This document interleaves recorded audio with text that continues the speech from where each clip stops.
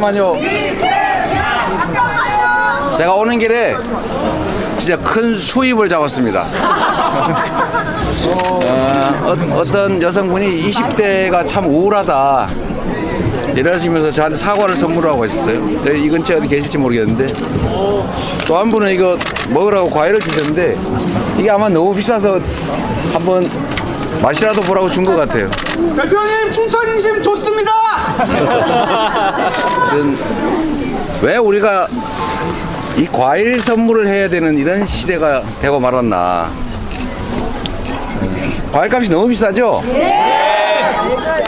정말 터무니없는 물가에 우리 서민들 너무 고통받습니다. 저는 이게 바로 정부의 능력을 보여준다고 생각해요. 사과 한 개 10,000원, 이게 말이 됩니까? 시장에 가서 장 보시려고 그러면 손이 나갈 듯 말 듯 망설여지죠? 우리 장사하시는 분들은 너무 비싸서 미안해가지고 이 가격을 받아야 되나 이렇게 고민하면서도 물가가 워낙 비싸니 방법이 없지 않습니까? 이런 문제를 해결하는 게 정부의 역할이고, 이런 거 하라고 대통령 뽑고 국회의원 뽑는 거 아닙니까, 여러분? 정말 한심하게 이럴 데가 없어요.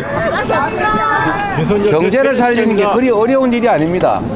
전 세계적인 외부 환경이 워낙 나쁘다면 어쩔 수가 없는데, 세계 경제 환경이 그리 나쁩니까, 여러분? 아니요. 다른 나라들은 성장하고 있잖아요. 맞습니다. 근데 왜 한국만, 우리나라만 이렇게 경제가 폭망하는 겁니까? 리더가 잘못돼서 그렇습니다. 바로 그겁니다.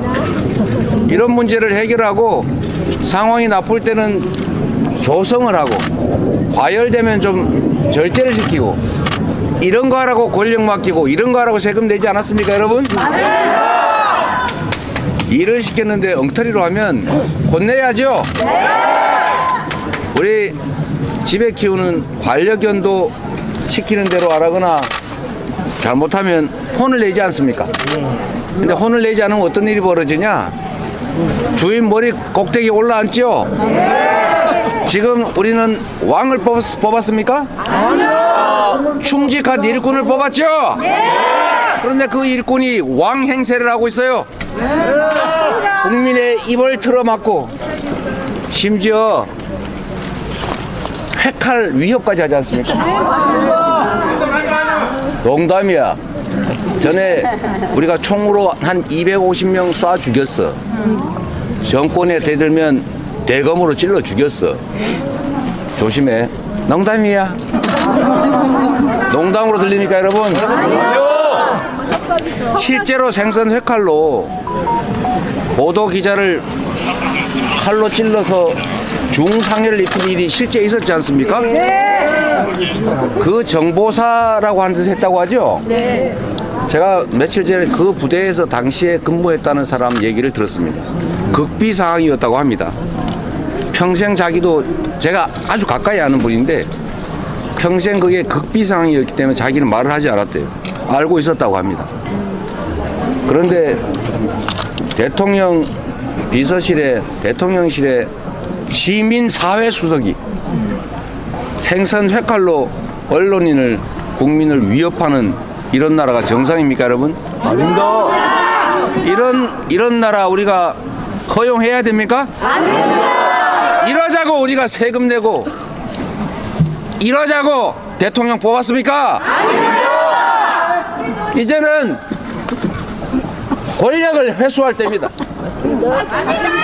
이제는 충직한 일꾼은커녕 주인을 물려고 대드는 그런 일꾼, 그런 모습, 그런 종 이제는 해고해야지요. 우리는 이 나라의 주인입니다. 왕을 모시고 있는 신 하나, 백성이 아닙니다, 여러분. 이 나라의 당당한 주인이고 시퍼렇게 눈 떠 살아있는 주권자 아닙니까?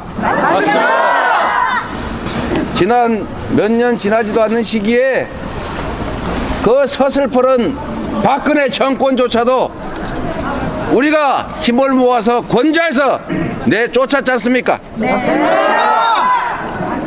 이번 총선은 우리 국민들의 의지를 우리 국민이 이 나라의 주권자라는 사실을 확실하게 보여주는 날이어야 된다. 맞습니까, 여러분?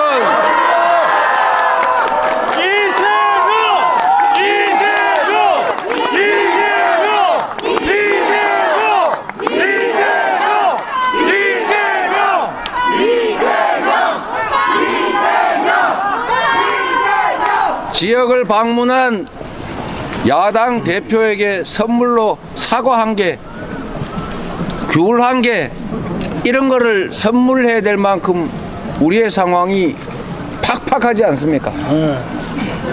우리 더 잘 살자고 함께 모여 사는 거고, 더 잘 살아보자고, 더 안전하게 살아보자고, 더 평화롭게 살아보자고, 더 희망 있는 세상 만들어 보자고 우리가 주권을 위임한 거 아닙니까? 맞습니다.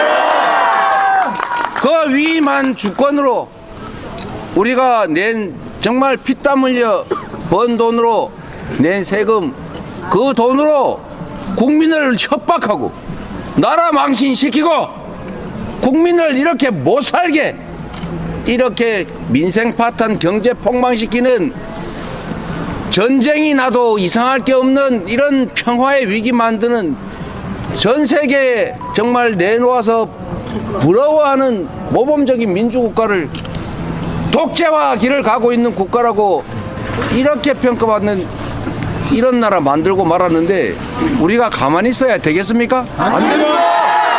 행동해야죠. 실천해야죠. 그래서 반드시 너희들은 국민을 대리할 자격이 없어! 라고 말해야 합니다, 여러분.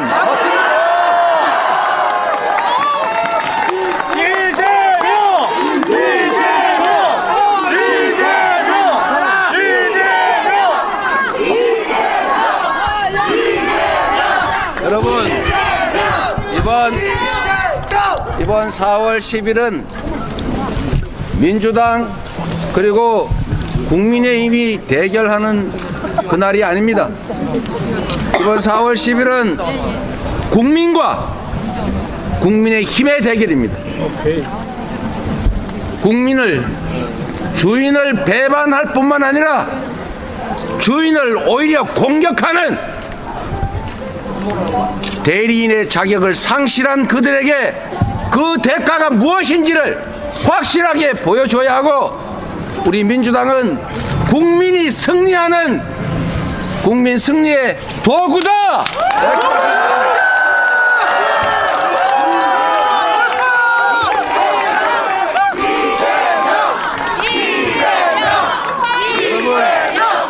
우리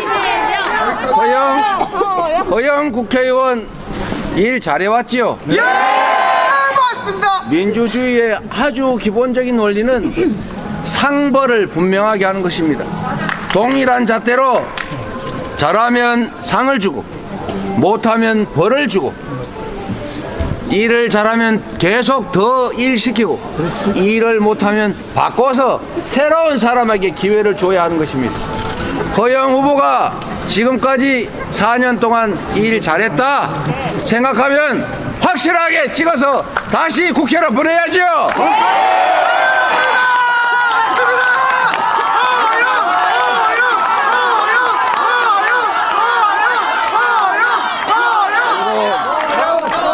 이 험지에서 고생하는 전성 후보, 이상하게 춘천 강원도에는 외자가 많은 것 같아요. 심판 승리, 이것도 두 자잖아. 허영 전성 심판 승리, 딱 맞는 것 같아요. 하영 전성 심판 승리. 우리 전성 후보 정말 고생하지 않습니까? 일 시키면 잘할 것 같지 않습니까? 기회를 줘야 하지 않겠습니까? 그리고 특히 전성을 위해서가 아니라, 민주당을 위해서가 아니라, 지금 있는 국회의원, 지금 있는 국민의힘 그대로 방치하면 이 나라가 현재 상태를 그대로 갈 것 아닙니까? 맞습니다. 망하겠죠? 그런데 문제는 지금 만약에 국민의힘이 일당이 되거나 혹시라도 과반수를 차지해서 국회를 점령하는 날 어떤 일이 벌어지겠습니까? 지금 행정 권력만 가지고도 단 2년도 안 되는 시간에 국제적으로 망신, 이런 망신 없는, 정말 국민들이 더 이상 못 살겠다, 더 이상 못 참겠다, 이제 차라리 떠나자, 이렇게 온 가족이 부둥켜 안고 극단적 선택까지 생각하거나 실행하는 나라 만들었지 않습니까?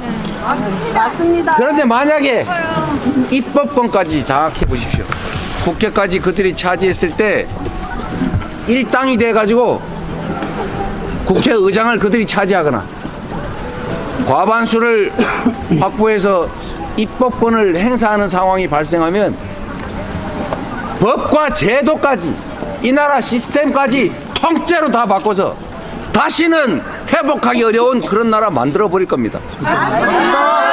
그나마 지금 민주당이 국회에서 제도를 뜯어 고치는 건 막고 있잖아요. 만약에 국회까지 그들이 마음대로 할 수 있었다면 지금은 이미 법조차도 다 뜯어 고쳤을 겁니다. 칼틀막, 입틀막 이런 거 할 필요 없어요. 이런 말 하면 잡아간다, 저런 말 하면 구속이다, 이런 법 만들겠죠. 여러분, 현재를 견디기 어렵다, 더 이상 역주행을 못하게 막아야 되겠다 생각되시면, 그리고 다시 선진국으로, 다시 희망 있는 나라로 만들려면 바꿔야 됩니다. 전성으로 바꿔주십시오, 여러분.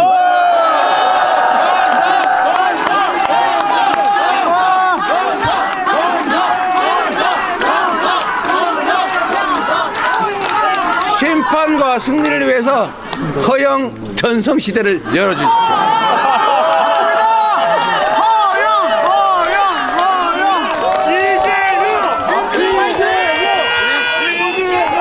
백승아 후보.